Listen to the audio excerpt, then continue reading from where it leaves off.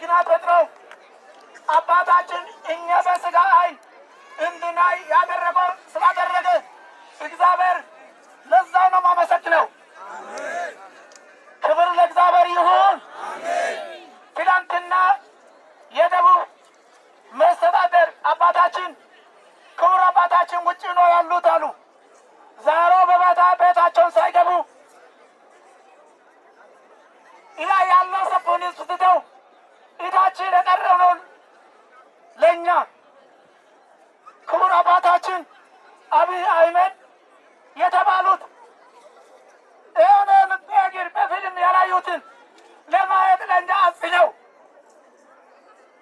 ህዝብ አለ ለኔ ይህ ህዝብ ካለቀ ማንን እመራለሁ በሚል ዓላማ ይዘው ቤታቸውን ሳይገቡ ያለውን ቤተ መንግስታቸውን ትተው እኛም ለማየት ስለደረሱ እነሱ በሰላም እንደደርሱ ዓላማ አቅደው እግዚአብሔር በሰላም ስላደረሰ ነው የማመሰግነው።